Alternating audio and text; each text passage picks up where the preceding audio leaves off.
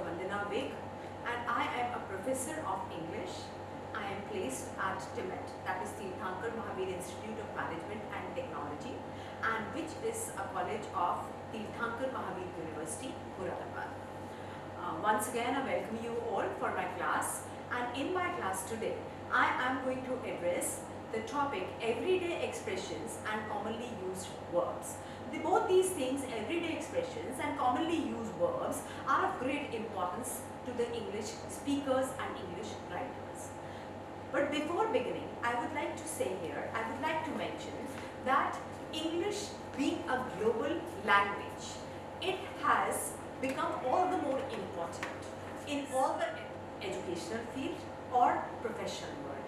So for both, whether we are in any profession, whether we are in medical or in the engineering, teaching or customer care of any company. So for all this, language, mastery of language is very, very important. And not to forget the other important part, that is the educational field. Today, education, which is of prime importance for the students, education, whether it is grade 2 or it is grade 12 or the higher education. In everywhere, at every step, the mastery of the language plays a very important role. So as we move higher, whether it is education or it is professional world, as we move higher, step by step, the higher we reach, the more becomes the importance of English. So today I am talking about everyday expressions and commonly used verbs. Expressions, they are very, very important as when we use idiomatic phrases, when we use different verbs, different words of the contextual vocabulary or the fluency of the language, they all together have a great impact on our conversation. So to learn these we need to master.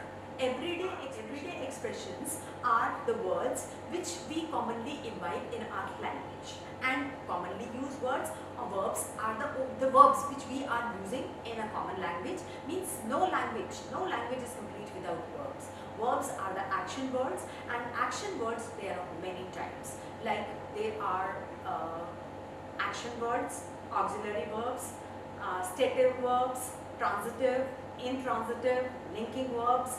So all these verbs, they play a very, very important role.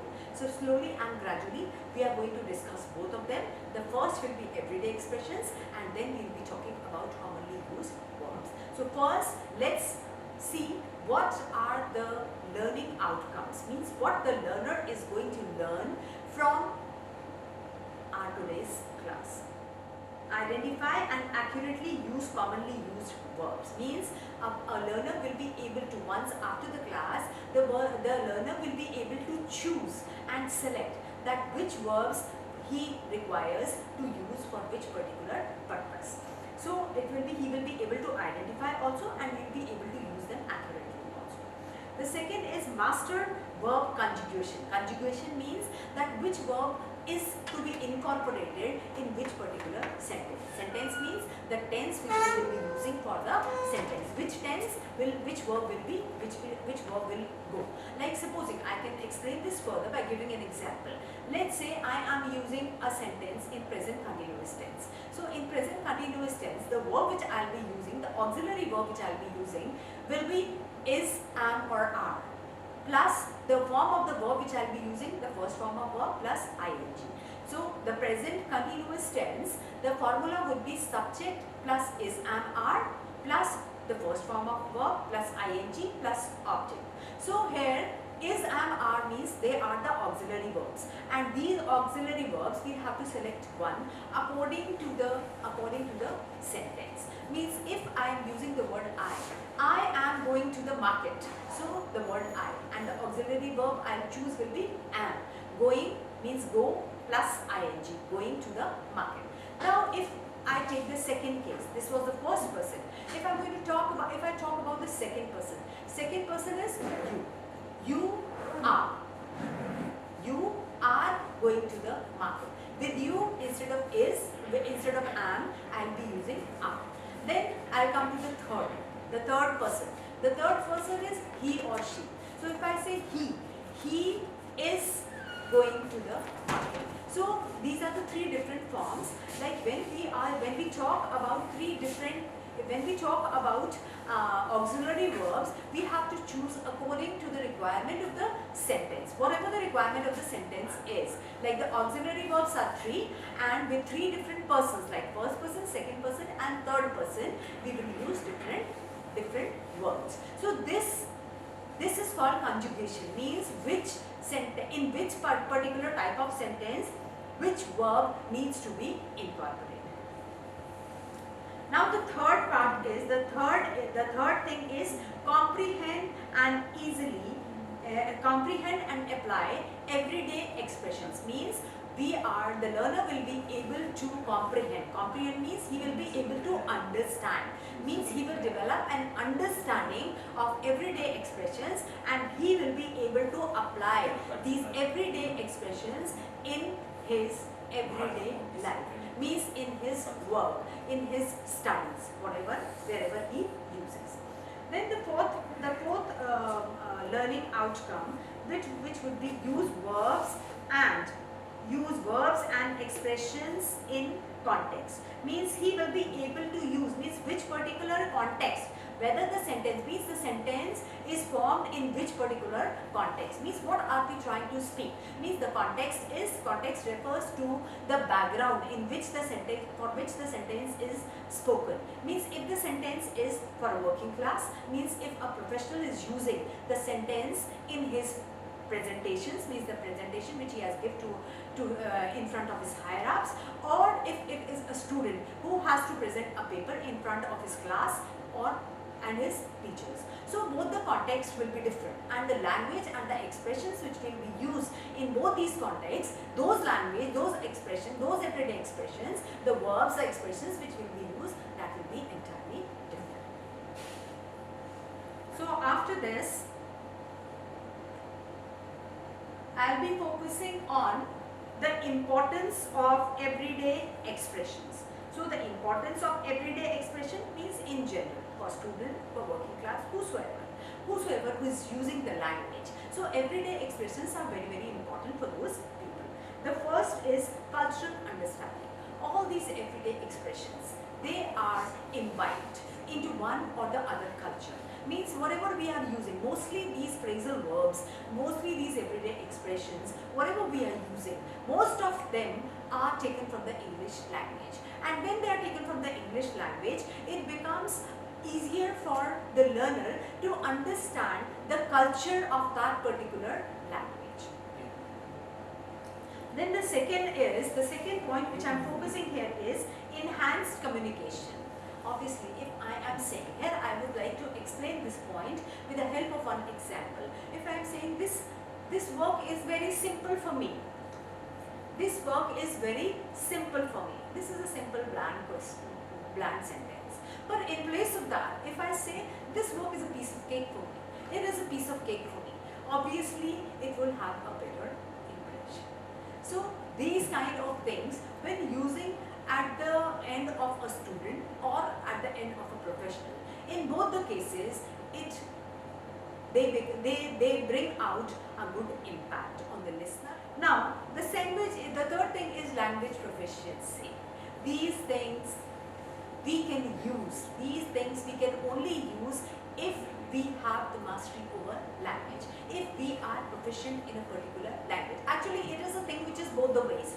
Means you learn these expressions and you develop a proficiency of on the language, and you become more efficient in the language. And once you become efficient in the language, we try to imbibe more and more such expressions. So in both the cases, means whether we start from one side or we start from the other side, the earth is round.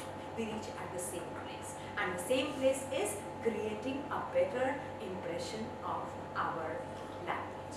So these things are very, very important. Yeah.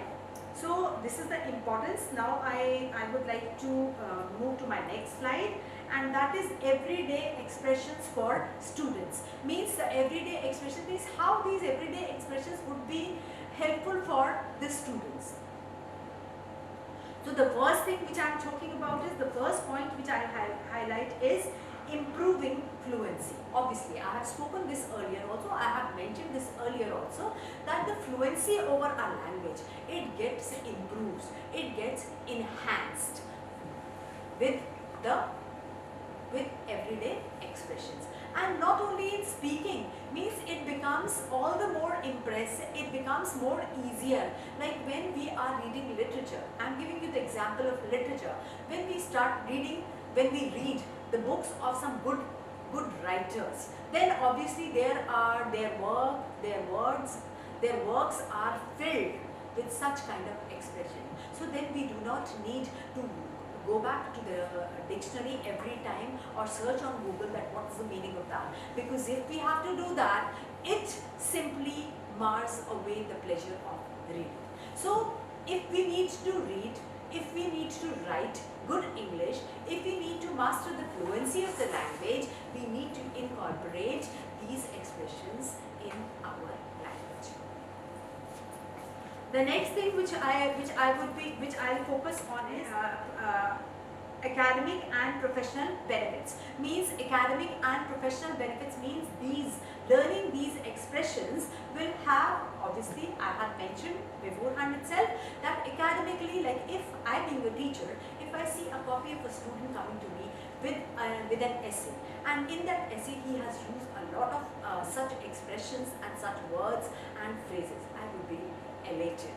I would be really very happy that such a student means that student will leave an impression which will remain on my mind for years to come, because it is very uncommon for students to have very good language, but slowly and gradually they master this art. So I would not tell lies here, but yes, there are only few students who have this kind of language, who have this kind of mastery over language, and those students, they leave a mark on the teacher's mind. And same is at the professional level also. Professional level means if a person has to prepare a report, and in his report he writes such a kind of words, he uses such kind of phrases, he uses these expressions. Obviously, the higher ups, the people at the higher level, the authorities, they will be impressed, because such report will always rate high above a report which is written in a simple language. The same comes with the presentations also.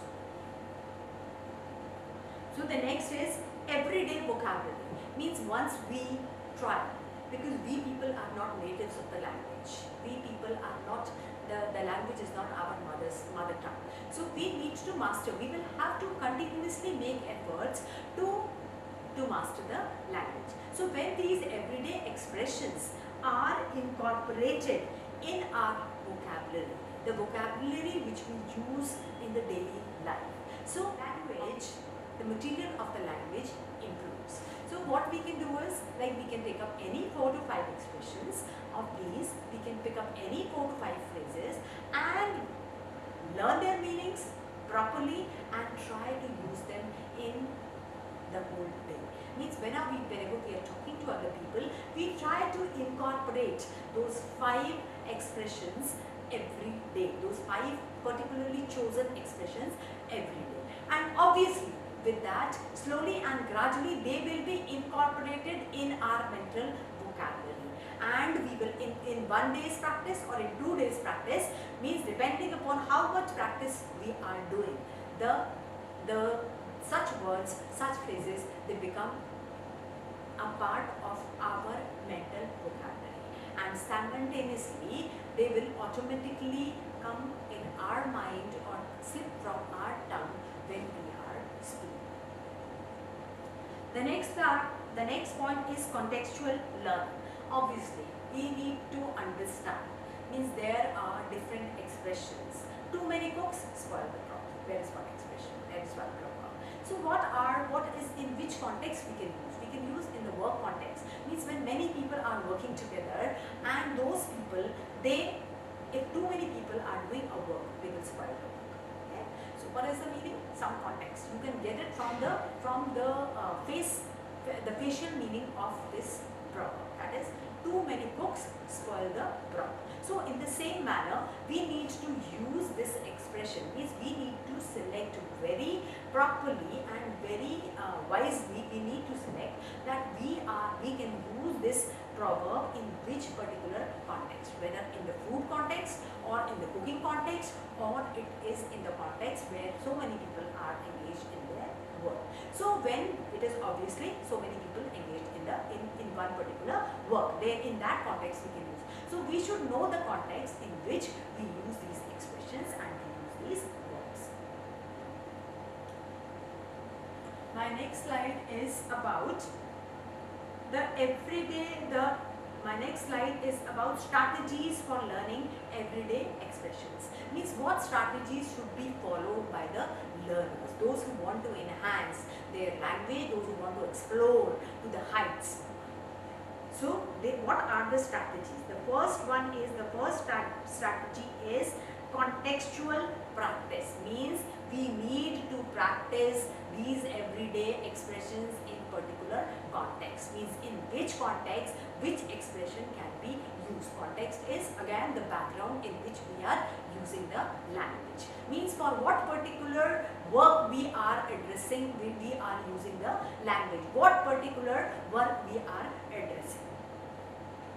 Then the next one is interactive learning. Interactive learning is that when we interact more with people, means what can we do? I have given you a key. I have given you an example that learn 4 to 5 everyday expressions or phrases or proverbs, whatever you need to incorporate to make your language rich, the texture of your language rich. These things, they enrich the language texture. So whatever you need to use, means learn them thoroughly in the beginning of the day or one night prior, and then next day whenever you are interacting with the people, try to interact with the people more and specifically in the language. And when you are interacting with the people, purposely, consciously, you will have to make the effort to incorporate these expressions. So the more the interaction, the more the use. The third point is media exposure. The language learning, which I generally advise to my students. Means some students of mine, if they are running to the speaking classes or something, I say no.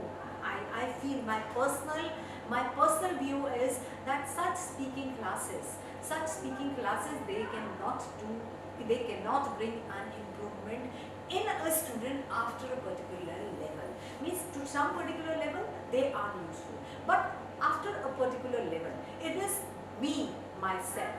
Means one particular individual, he has to make improvement. It has to be a conscious effort of the individual. That means I'm going to narrate an example of myself. Like there has been a lot of confusion in these days about the American English and the British English. So the best part is go to the Google, put in the word, find out the pronunciation. Because I need to improve myself, so because I am conscious about that I shouldn't speak wrong language, so I have to do this effort. Why we need somebody else to speak, somebody else to point out that you are speaking in a wrong accent. So the accent, if you have mastered the accent, the half of the work is done. Because then you will never ever get conscious. Means in speaking publicly, that whatever you are speaking, that your accent can be wrong. So, and this accent learning, these words, these vocabularies, all, and first thing is newspaper. Means pick up a newspaper. You don't need to buy a newspaper every day, but one newspaper, and you can read small parts every day. You can pick up any article or any news or anything, and just see what are the words which has been used, the new words, the new vocabulary which has been used. Jot it down with you and try to use it. Find out their meaning and try to use it in your language. First thing. Otherwise, if this is a Herculean task for you, then you can go in for, because we all have the habit of learning, we all have the habit of listening to news. Specifically, I'm assuming that every one of us listen to the news. So instead of Hindi news, let's talk about the English news. Let's listen to the English news maybe for 5 minutes. And then in the English news we can hear the different words which are being used, we can hear the different accent which is being used, and how the sentences and the words are being pronounced. So that way we can make a correction in ourselves. So media exposure plays a very, very important role in learning the language. We will discuss about everyday expression for students. What are the everyday expressions for students? So here I have highlighted a few. Like the everyday expressions are like breaking the ice or break the ice. Okay, so what is it? Breaking the ice.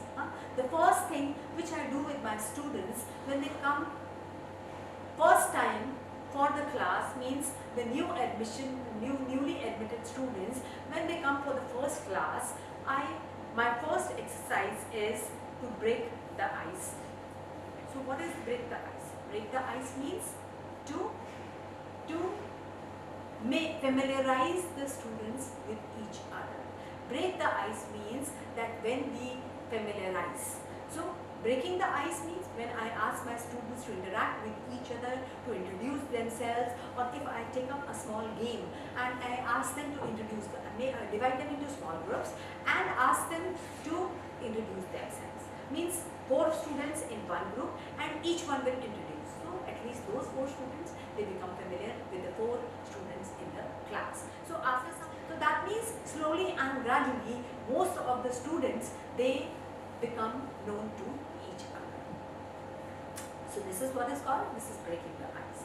Now the second expression is hit the books. Hits the books means delve deep into the books, means reading so much books, means when you are engrossed in reading, in a lot of reading, that is called hit the books. Then the third one is pull in all night.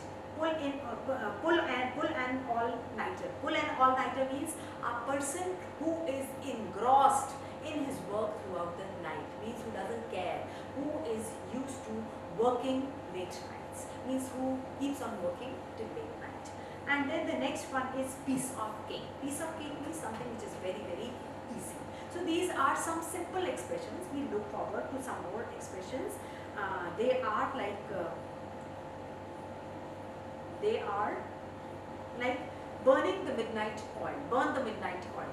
Burn the midnight oil means a person who works very, very hard.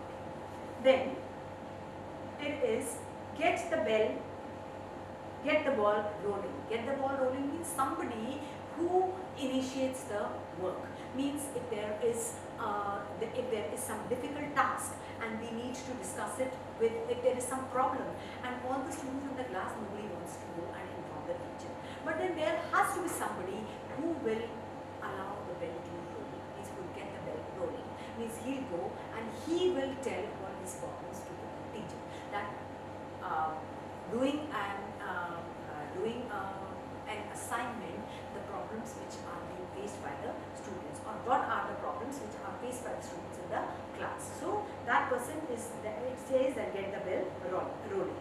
Then another, get the ball rolling. Then another phrase is under the weather. Means today I am a little under the weather. Today I feel less energetic because I am under the weather. So what is under the weather? Under the weather means not feeling well. Means the person who is not feeling well, instead of saying I am not feeling well, he can use the word under the weather. The next one is, again there are certain more everyday expressions commonly used for the students. Call a day. Call it a day. Call it a day means when?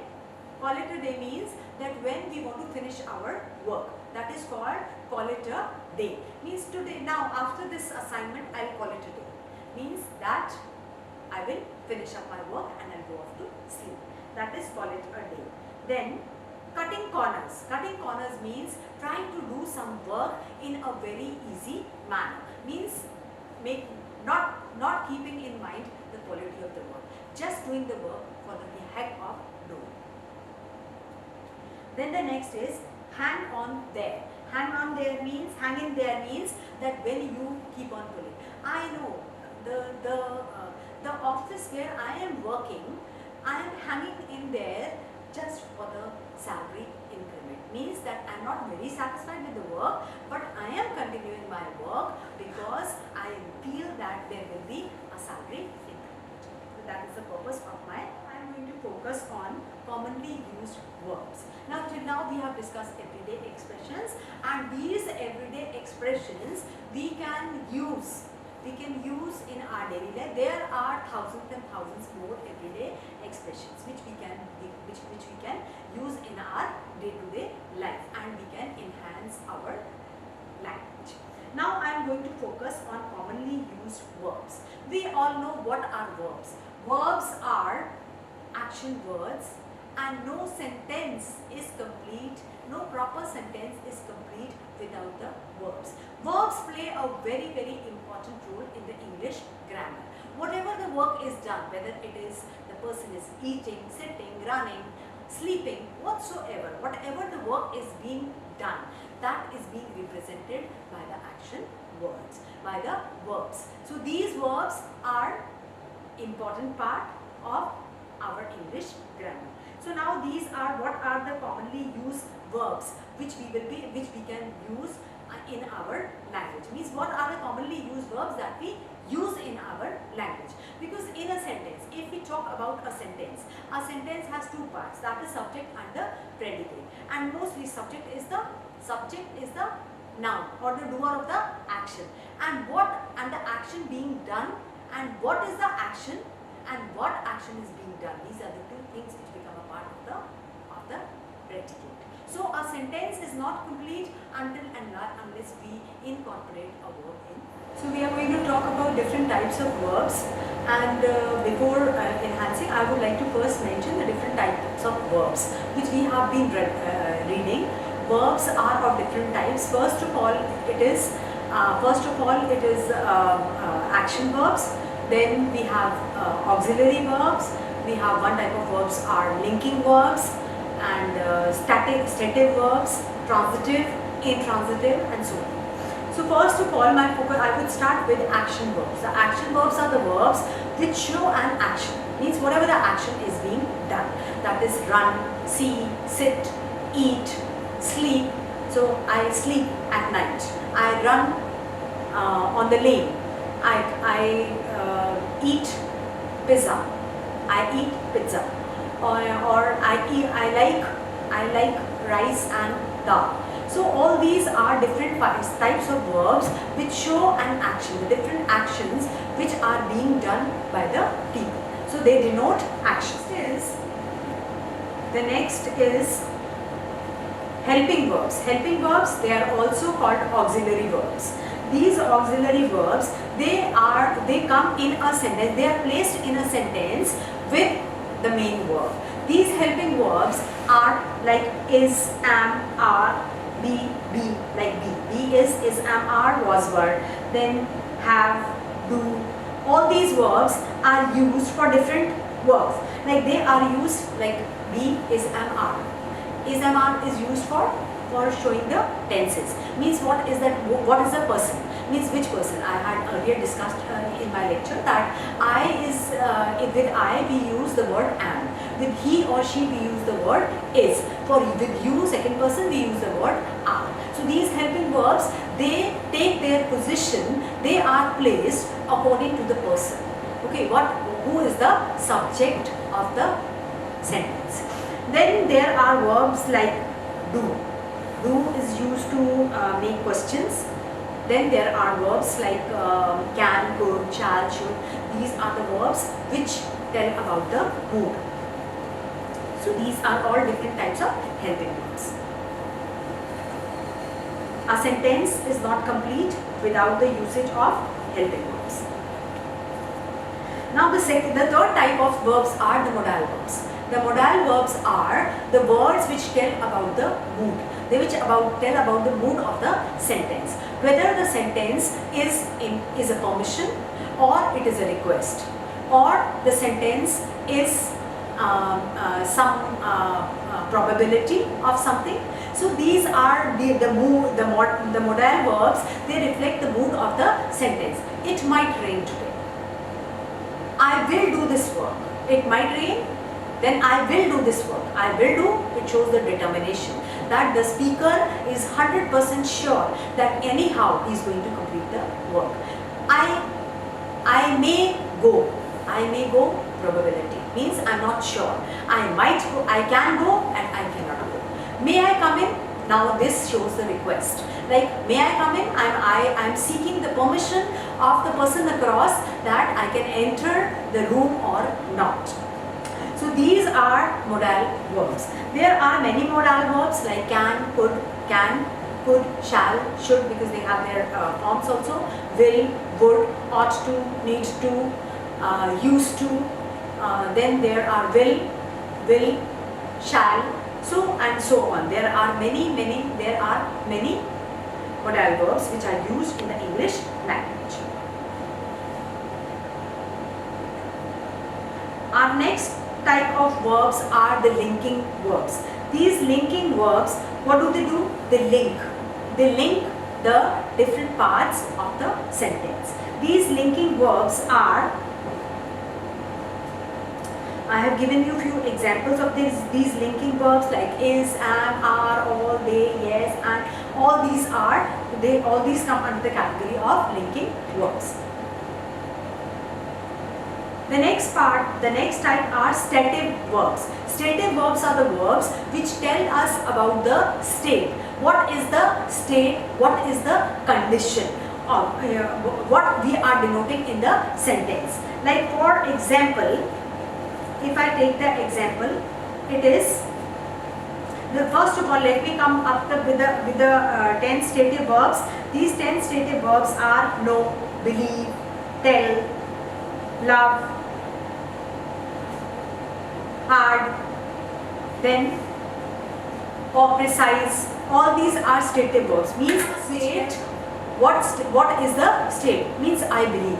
Means it is a state that whether I believe my friend. This is a state which shows that whether in which state I am, whether I believe my friend or I do not believe my friend. So these come under the category of stative verbs. Now after the stative verbs,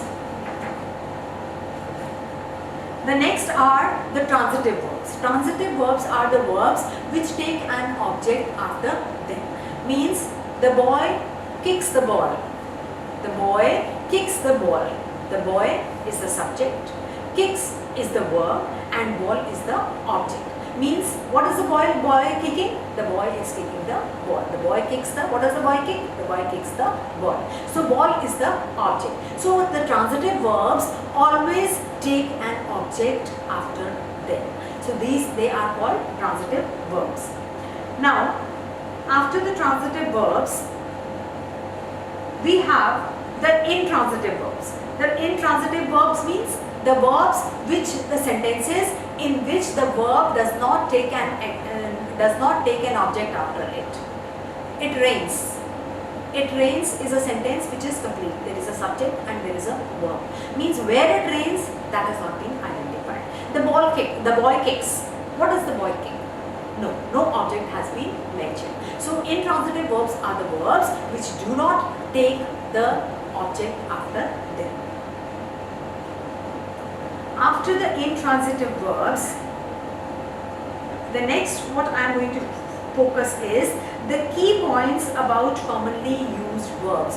What are the key points that the commonly used verbs are? What are the key points of the commonly used verbs? First is to be. To be means am, is, are, was, were. These all verbs are the auxiliary verbs. They play the role they have a role in a sentence that they are placed with the subject. They connect they are placed before the verb, before the main verb. Then we have to have. To have is another common verb and means have, has, had. Means they show the tenses. Means in which tense the sentence is being stated. So these are those kind of verbs. Then to do. Do is a verb which is used to form questions. Do you like eating apples? Does this pen belong to you? These are the verbs which helps in making questions. Then we have to go. These are the verbs. They are simple: go, going, gone. goes. These are different forms of go. Go is an activity. The go is an action verb, and this action verb changes its form when it is placed in when different tenses are being used. Means it takes the form of the tense in which the verb is placed.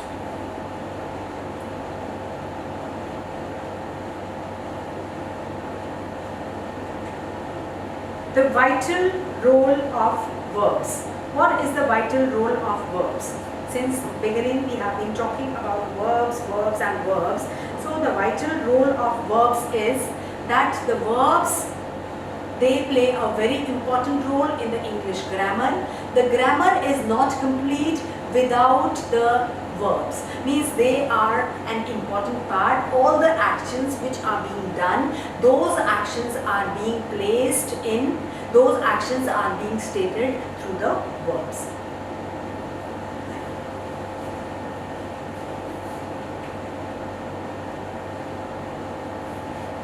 They are conveying actions and states, which I just mentioned, that the verbs, they convey actions. Means whatever the action is going on. Ram sleeps, or Ram is sleeping. So what is Ram doing? Ram can be eating, Ram can be sleeping, Ram can be sitting, Ram can be running.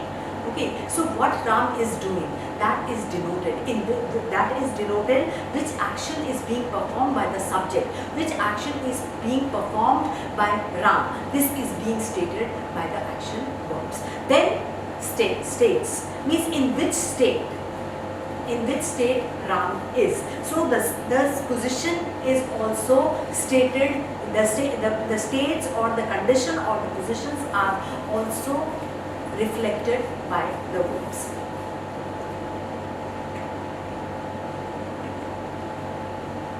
The next thing which we are going to discuss is tenses and timing.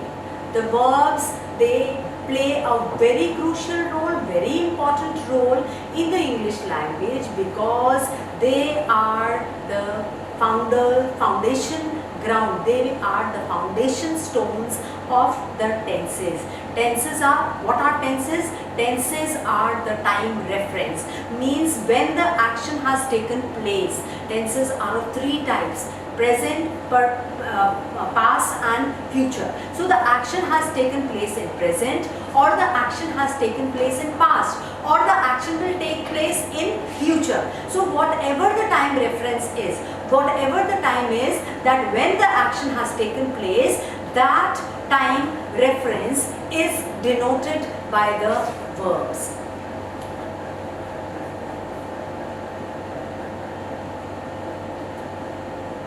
The subject, let's say the subject is Robin. Robin is running. So what does that denote? That the time when we are talking, Robin is running. Robin is running means that the action is going on. The action is in continuation. Robin is running means the action is continuing. So that is, this is being denoted by the tense. The tense is being denoted by the action, by the verb. So tenses are based on verbs. So we can say that the verbs, they reflect the time the action has taken place, and that is called the tenses. There are 12 tenses in English language, like the present tense, present indefinite, present continuous, present perfect, and present perfect continuous tense. Then the same way we have the past tense, past indefinite, past continuous, past perfect, and past perfect continuous tense. In the same manner, we have the future indefinite tense, then future continuous tense, future perfect tense, and the future perfect continuous tense. So these 12 types of tenses, they are solely based on the verbs. These tenses, they tell us about the action, the time of the action, and the time of the action is denoted by the verb that is being used and the helping verb which is being used.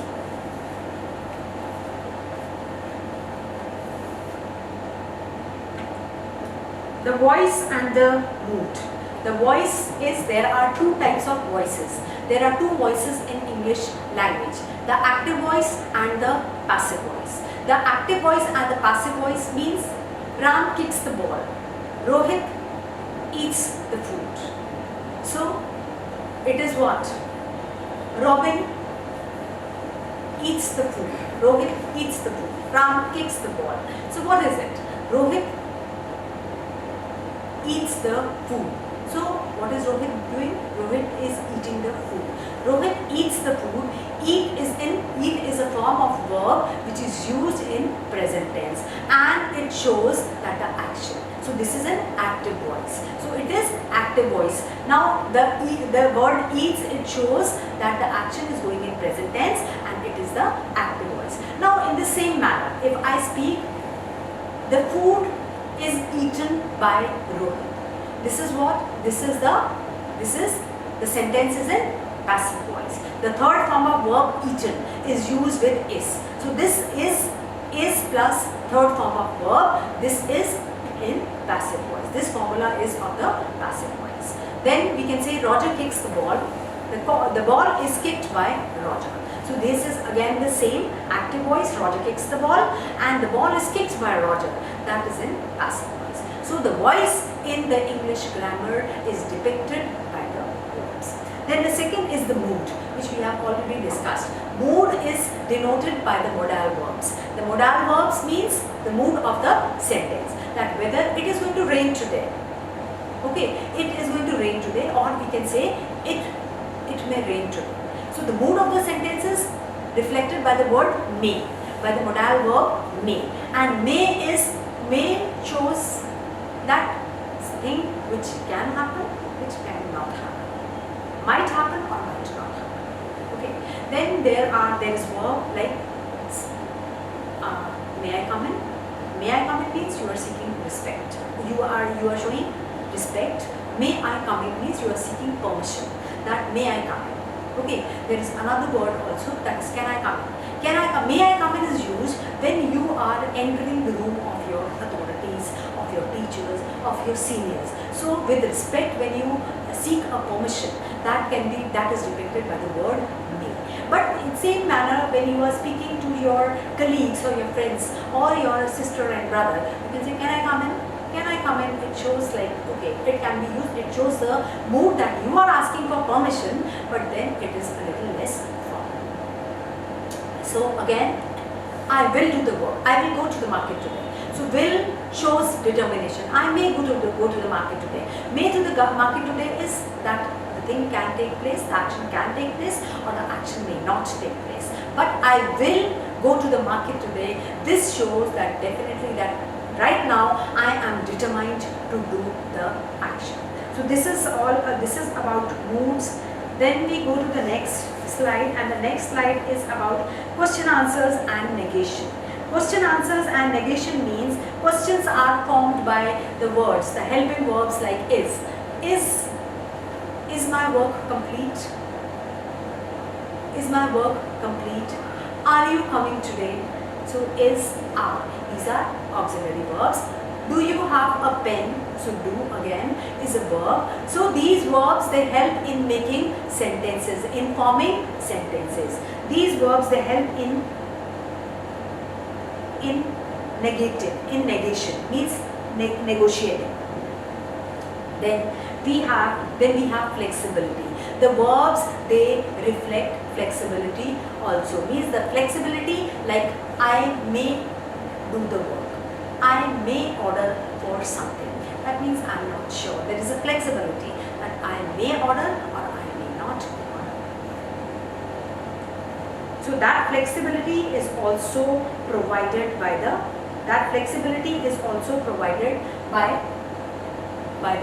verbs. Then our next slide that speaks about the complex sentences. What are complex sentences? Complex sentences are about what are complex sentences? Complex sentences are sentences which have main clauses. Okay, a complex sentence has a main clause. So before discussing complex sentences,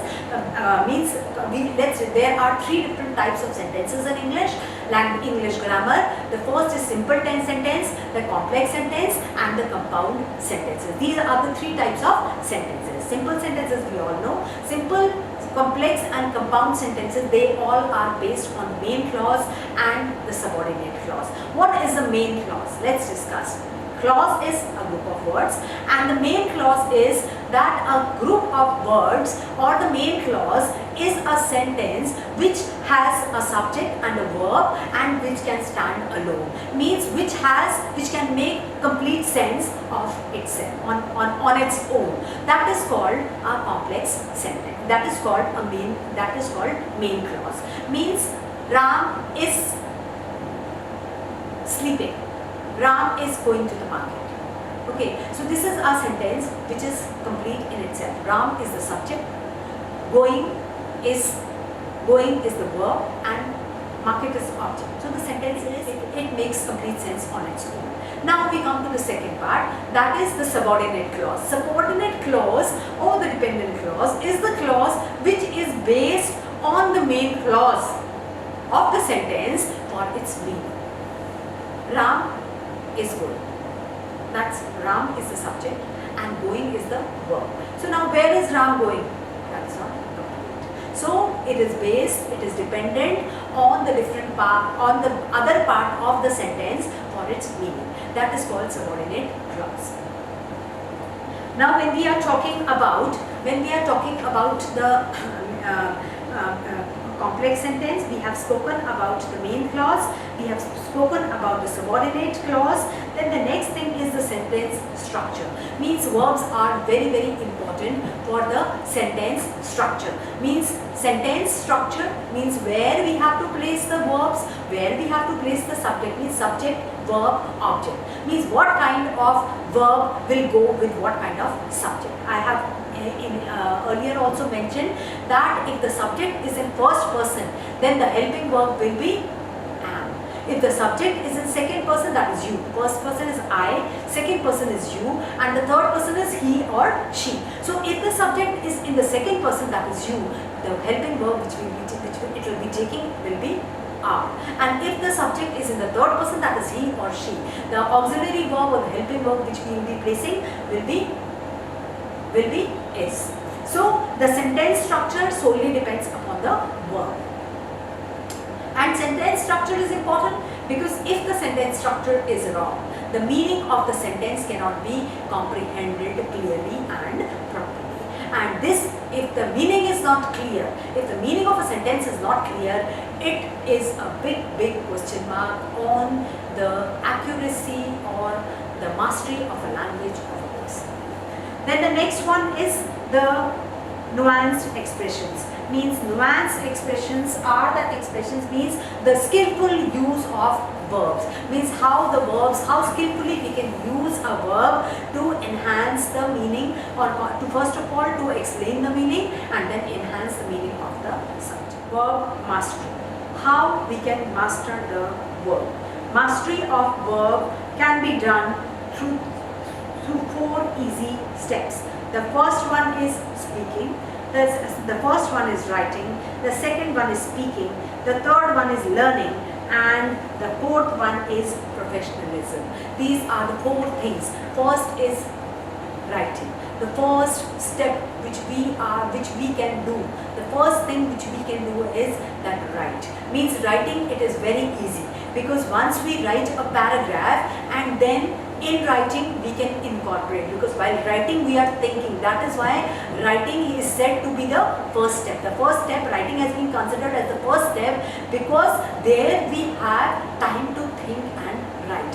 If the verbs are there in the vocabulary, if the expressions are there in the vocabulary, in our mental vocabulary means in our personal vocabulary, in our mental vocabulary, then we can pause for a minute, we can think of it, and then instead of a simple verb, we can use different other expressions and verbs. We can think of a better verb and we can use it. Then second part is speaking. Speaking, it is a little difficult to incorporate because because speaking has to be very, very fluent.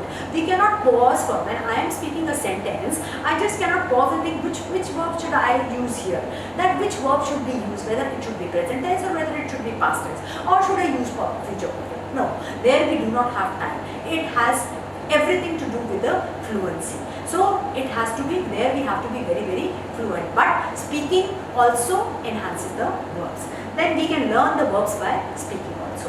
Then the third part is learning.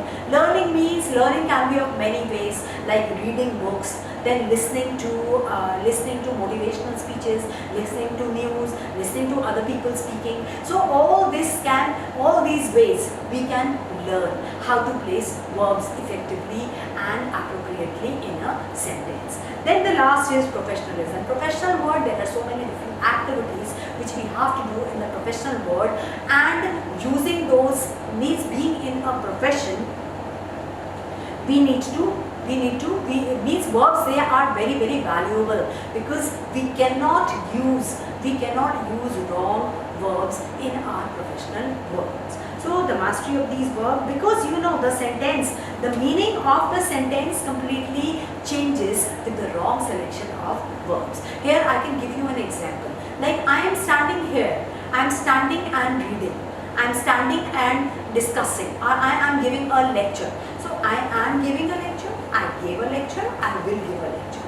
So these all three different forms of my expression are based on verbs. I am giving a lecture means it is in continuation.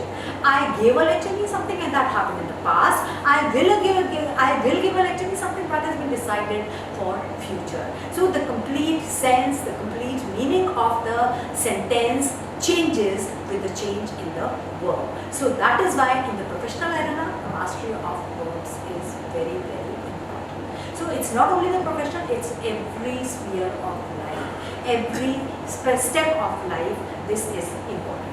And now my last slide, I will be talking about the verb advantages. What are the advantages of the verbs? The verb advantage, first of all, clarity.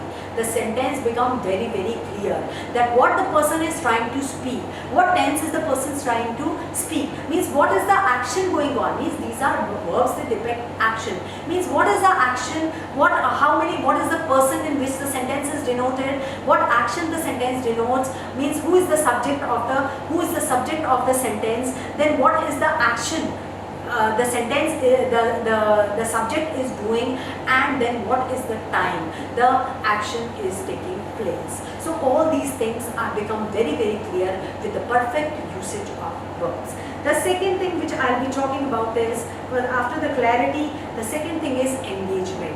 The verbs engage a person because proper usage of verb is very important for a clear and effective expression. So engagement means we need to engage, means the kind of verbs which we use, they attract the attention of the person, the readers or the listeners' attention. And the third is persuasion. Means persuasion can be done through verbs. Means why the verbs are used when we need to persuade. Do you go? Do you have this? Are you going? Will you go? All these are different forms of verbs which we use, and we can persuade a person through verbs. So in my today's class, I think this is all about the verbs which I have spoken. I hope all of you will be able to understand clearly and properly what the commonly used verbs are and what everyday expressions are, and I hope this class of mine will prove to be effective for you, and you will be able to bring out changes in your English expression. Thank you very much once again for patient hearing.